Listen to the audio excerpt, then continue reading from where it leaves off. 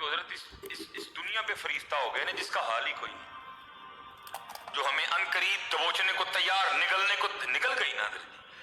میرے دادا کو، میری دادی کو، میرے نانا کو، میری نانی کو، میری امی کو، میرے ابو کو کھا گئی حضرت سب کو یہ، اور مجھے بھی کھانے کو تیار کھڑی ہے۔ پتہ نہیں زمین کا کون سا ٹکڑا میرے لیے بھی تیار ہے، میرا منتظر ہے، روز مجھے یاد کرتا ہے۔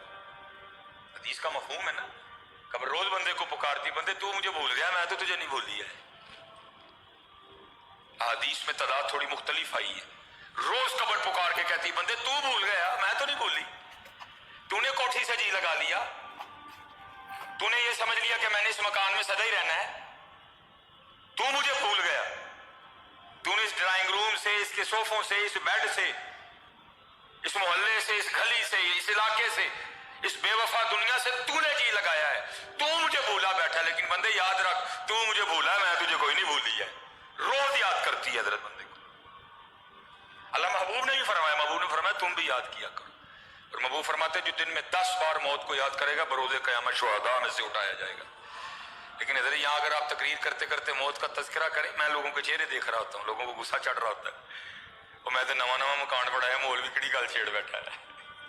میں لوگوں کے چہرے دیکھ رہا ہوتا ہوں حضرت کہ لوگ مجھے کس انداز سے دیکھ رہے ہوتے ہیں، اور میں یہ نواں مکان بنایا، مولوی کیڑی گل لے کے بہ گیا۔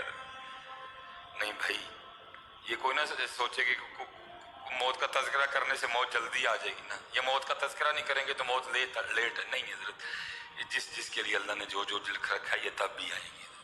یہ لیٹ یا جلدی والا اختیار آپ کے یا میرے پاس کوئی نہیں ہے، جو اللہ نے مقرر کر رکھا ہے حضرت۔ یہ وہ لکھا نا حضرت سلیمان علیہ نبی علیہ السلام کے دربار میں نا آپ کا ایک حواری بیٹھا تھا، تو عرض کرتا ہے اے اللہ کے نبی علیہ السلام، یہ بندہ مجھے بڑے عجیب و غریب طریقے سے دیکھ رہا ہے، مجھے اس سے خوف آ رہا ہے،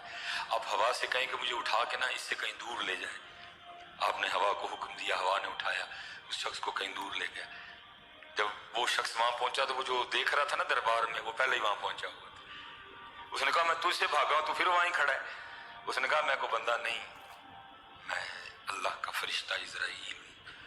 وہ تیری روح قبض کرنے ہے، اور میں دیکھ رہا تھا اللہ نے جس جگہ تیری روح کے قبض کرنے کا حکم دیا تھا موت کا وقت قریب آ رہا تھا، میں وہاں پہنچا نہیں ہے۔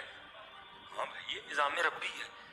یہ آپ کی یا میرے اختیار میں نہیں ہے۔ آپ قطعاً نہ سوچیں کہ اگر میں موت کا تذکرہ کروں گا تو جلدی آ جائے گی، نہیں، یہ اپنے وقت پہ آئے گی، اس سے بھاگنا نہیں ہے، اس کی تیاری کرنی ہے، اس سے بھاگنے سے کچھ بھاگ سکتے ہی کوئی نہیں ہے۔ بڑے بڑے اسی ٹھنڈے ویکھے زوراور ستھرانے، بڑے بڑے اسی حضرت موسیٰ علیہ نبی علیہ السلام،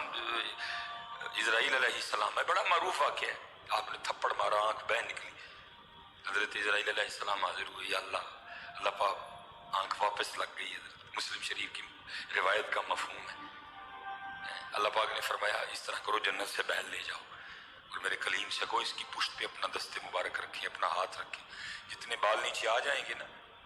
اتنی عمر بڑھا دی جائے گی۔ حضرت اسرائیل علیہ السلام نے جنت کا بیل لیا، لے کے حاضر خدمت ہوئے، آ کے